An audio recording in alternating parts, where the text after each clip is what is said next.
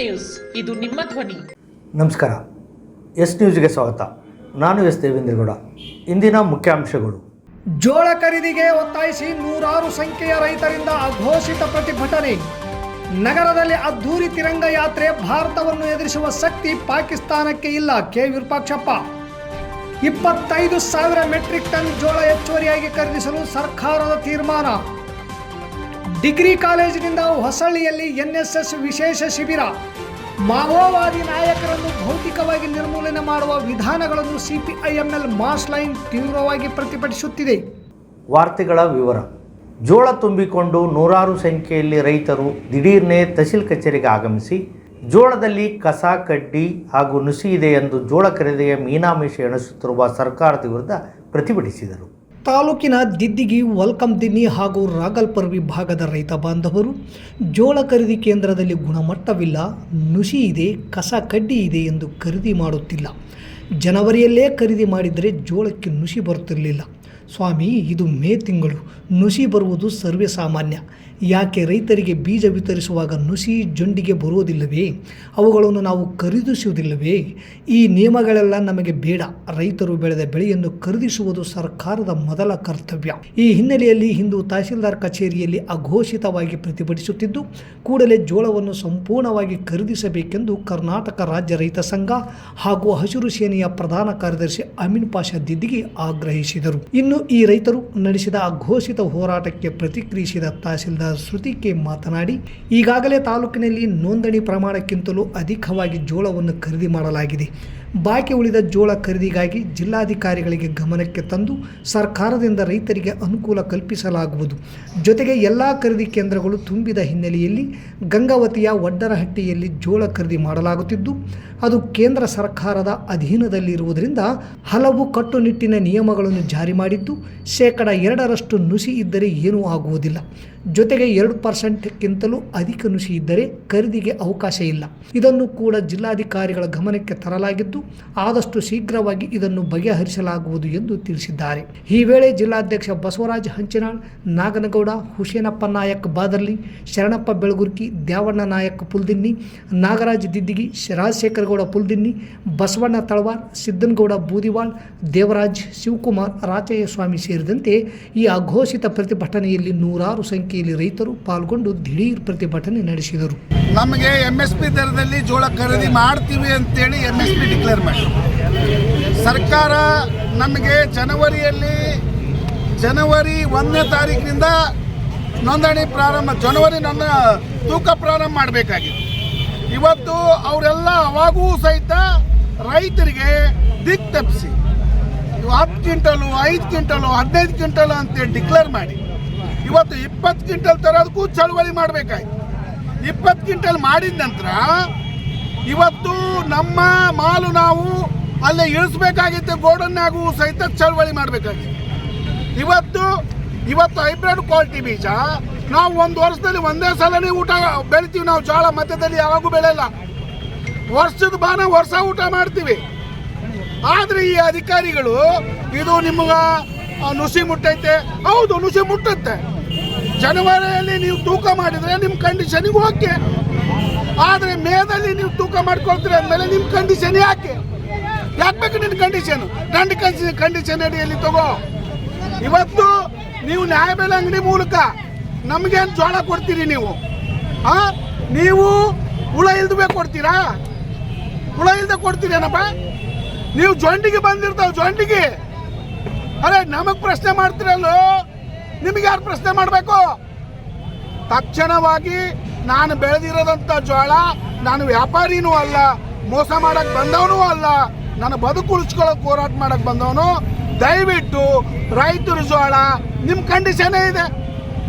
2% ಹುಳ ಬಂದರೂ ತಗೋಬೇಕಂತ ಹೇಳುತ್ತೆ, 4% ನುಚ್ಚಿದ್ರು ತಗೊಳ್ಬೇಕಂತ ಹೇಳುತ್ತೆ, 6% ಸರಿಗಿದ್ರು ತಗೊಳ್ಬೇಕಂತ ಹೇಳುತ್ತೆ. ಅರೆ ನಿಮ್ಮ ಕಂಡೀಷನ್ ನೀವು ಬರ್ತೀರಿ ಹೆಂಗೋ?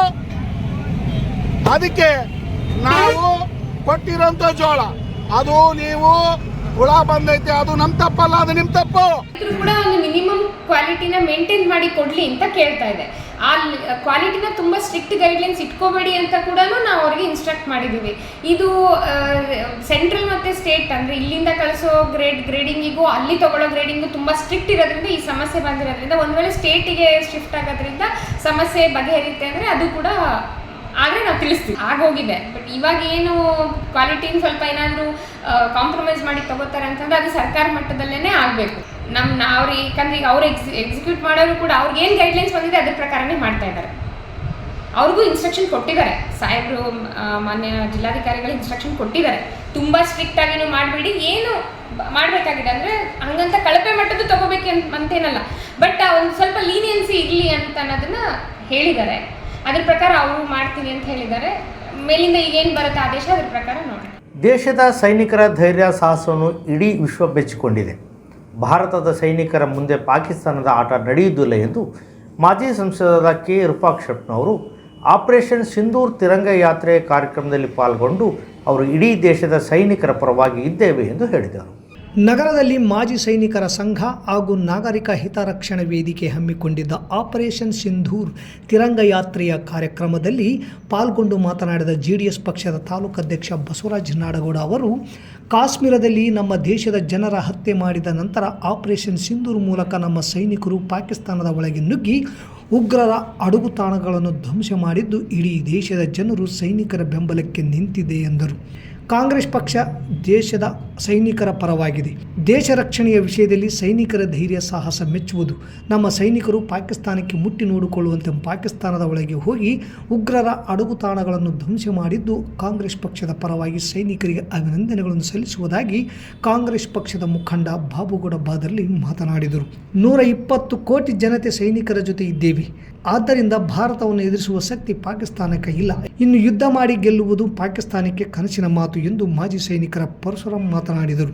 ಸುಮಾರು 800 ಮೀಟರ್ ಉದ್ದದ ತಿರಂಗ ಧ್ವಜವನ್ನು ನಗರದ ವಿವಿಧ ವೃತ್ತಗಳಲ್ಲಿ ಮೆರವಣಿಗೆ ಮಾಡಲಾಯಿತು. ನಂತರ ಗಾಂಧಿ ಪ್ರತಿಮೆ ಮಾಲಾರ್ಪಣೆ ಮಾಡಿದ ಬಳಿಕ ಗಾಂಧಿ ವೃತ್ತದಲ್ಲಿ ಮಾನವ ಸರಪಳಿ ಮಾಡಿ ದೇಶದ ಸೈನಿಕರ ಧೈರ್ಯ ಸಾಹಸ ಹೊಗಳಿ ಜಯ ಘೋಷಣೆಗಳನ್ನು ಕೂಗಿದರು. ತಿರಂಗ ಯಾತ್ರೆಯಲ್ಲಿ ಸಿದ್ದರಾಮೇಶ್ವರ ಶರಣರು, ಮಾಜಿ ಸೈನಿಕರಾದ ರುದ್ರಪ್ಪ, ವೀರೇಶ್ ಯಾದವ್, ವಿವಿಧ ಪಕ್ಷಗಳ ಮುಖಂಡರಾದ K Kariyappa, Somanagouda Badarli, M Doddabasavaraj, Amaregouda Virupapur, Eresh Illur, Nirupadi Joladarasi, S Venkanna Tippanatti, Siddaramesh ಯಲ್ಲೂಸ್ ಬದಿ, ಅಮರೇಗೌಡ ಮಲ್ಲಾಪುರ್, ಲಿಂಗರಾಜ್ ಹೂಗಾರ್, ವೆಂಕೋಬ್ ನಾಯಕ್, ಮಲ್ಲಿಕಾರ್ಜುನ್ ಜೀನೂರ್, ಶಿವ ಬಸನಗೌಡ ಗೊರೆಬಾಳ್ ಭಾಗವಹಿಸಿದ್ದರು.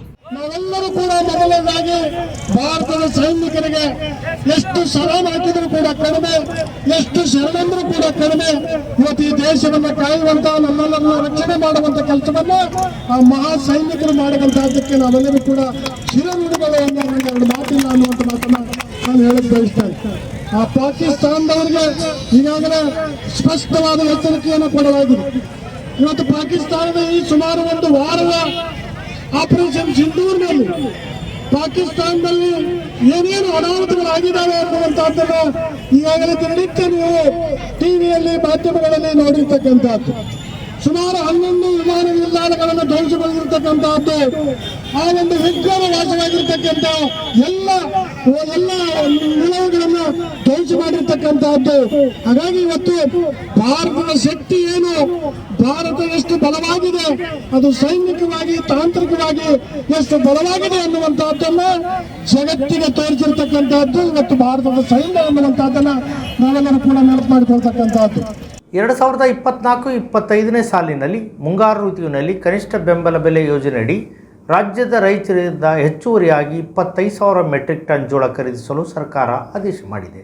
ಈ ಹಿಂದೆ ಆದೇಶದಂತೆ 1,00,000 ಮೆಟ್ರಿಕ್ ಟನ್ ಬಿಳಿ ಜೋಳ ಖರೀದಿಸಲು ತೀರ್ಮಾನಕ್ಕೆ ಅಪಾರ ಮುಖ್ಯ ಕಾರ್ಯದರ್ಶಿ ಹಾಗೂ ಅಭಿವೃದ್ಧಿ ಆಯುಕ್ತರು ಇವರ ಅಧ್ಯಕ್ಷತೆಯಲ್ಲಿ ರಾಯಚೂರು, ಬಳ್ಳಾರಿ ಹಾಗೂ ವಿಜಯನಗರ ಜಿಲ್ಲಾಧಿಕಾರಿಗಳೊಂದಿಗೆ ನಡೆದ ಸಭೆಯ ತೀರ್ಮಾನದಂತೆ 1,00,000 ಮೆಟ್ರಿಕ್ ಟನ್ ಬಿಳಿ ಜೋಳ ಖರೀದಿಸಲು ಎಂದು ಇರುವುದನ್ನು 1.25 ಲಕ್ಷ ಮೆಟ್ರಿಕ್ ಟನ್ ಬಿಳಿ ಜೋಳ ಖರೀದಿಸಲು ಮಾರ್ಪಡಿಸಿ ಆದೇಶಿಸಲಾಗಿದೆ. ಪ್ರತಿ ರೈತರಿಂದ ಪ್ರತಿ ಎಕರೆಗೆ 10 ಕ್ವಿಂಟಲ್ನಂತೆ ಗರಿಷ್ಠ 150 ಕ್ವಿಂಟಲ್ ಬಿಳಿ ಜೋಳವನ್ನು ಖರೀದಿಸಲು ಸರ್ಕಾರದ ಅಧೀನ ಕಾರ್ಯದರ್ಶಿ ಆಹಾರ, ನಾಗರಿಕ ಸರಬರಾಜು, ಗ್ರಾಹಕರ ವ್ಯವಹಾರ ಮತ್ತು ಕಾನೂನು ಮಾಪನಶಾಸ್ತ್ರ ಇಲಾಖೆ, ಸರ್ಕಾರದ ಅಧೀನ ಕಾರ್ಯದರ್ಶಿ ನರಸಿಂಹಮೂರ್ತಿ ಜಿಕೆ ಅವರು ಕರ್ನಾಟಕ ರಾಜ್ಯಪಾಲರ ಆದೇಶಾನುಸಾರ ಮತ್ತು ಅವರ ಹೆಸರಿನಲ್ಲಿ ಆದೇಶ ಮಾಡಿದ್ದಾರೆ.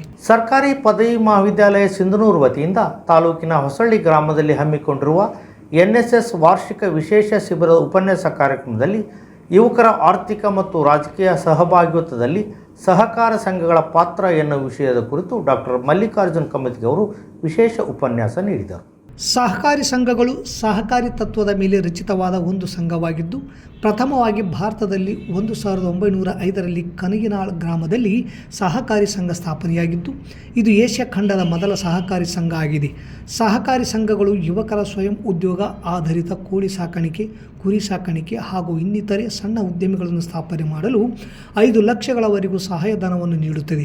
ಅಲ್ಲದೆ ಇದರ ಮೇಲೆ ವಿಧಿಸುವ ಬಡ್ಡಿಯ ದರವು ಶೇಕಡ 5ರಿಂದ ಶೇಕಡ 15ರ ಒಳಗಡೆ ಇರುತ್ತದೆ. ಆದ್ದರಿಂದ ಯುವಕರು ಸಹಕಾರಿ ಸಂಘಗಳನ್ನು ಸದ್ಬಳಕೆ ಮಾಡಿಕೊಳ್ಳುವುದರ ಮೂಲಕ ಸ್ವಯಂ ಉದ್ಯಮಿಗಳನ್ನು ಹೆಚ್ಚಿನ ಸಂಖ್ಯೆಯಲ್ಲಿ ಸ್ಥಾಪನೆ ಮಾಡುವುದರ ಮೂಲಕ ನಿರುದ್ಯೋಗವನ್ನು ನಿವಾರಿಸುವುದರೊಂದಿಗೆ ಇತರರಿಗೆ ಉದ್ಯೋಗವನ್ನು ಕಲ್ಪಿಸುವ ಉದ್ಯೋಗದಾತರಾಗಬೇಕು ಎಂದು ಹೇಳಿದರು.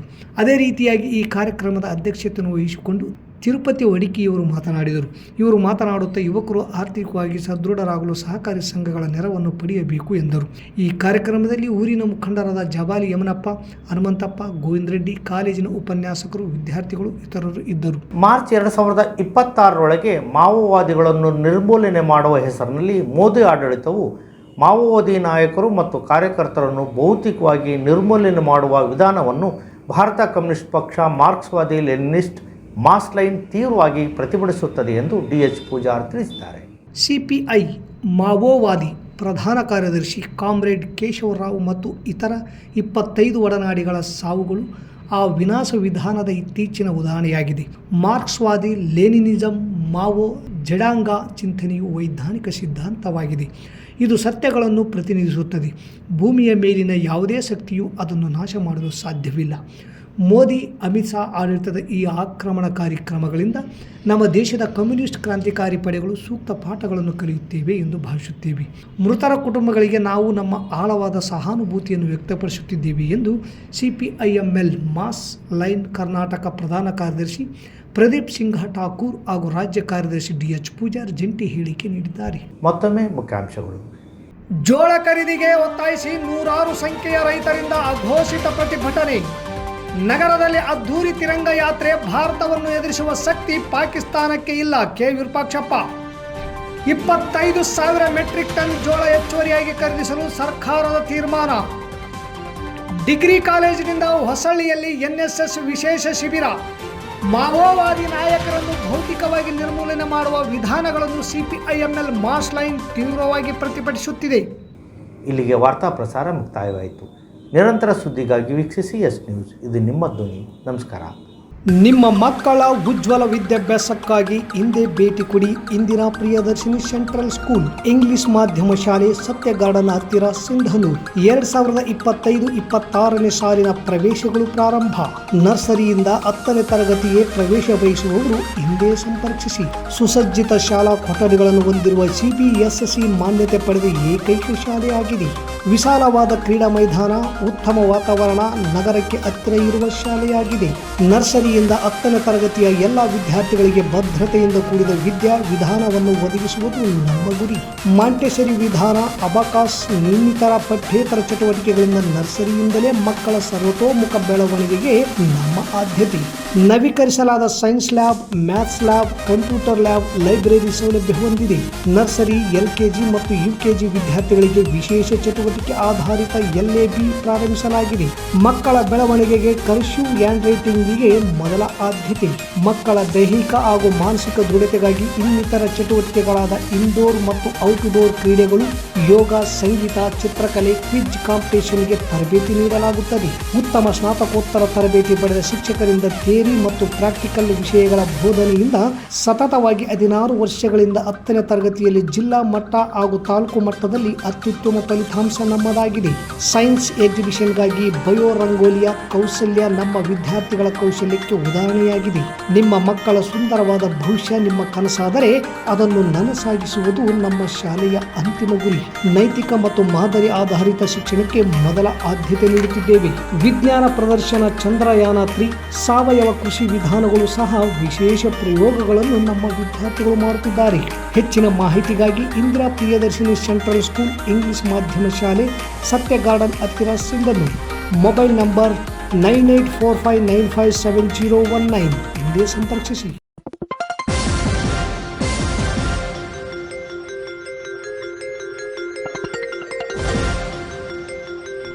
ಎಸ್ ನ್ಯೂಸ್, ಇದು ನಿಮ್ಮ ಧ್ವನಿ.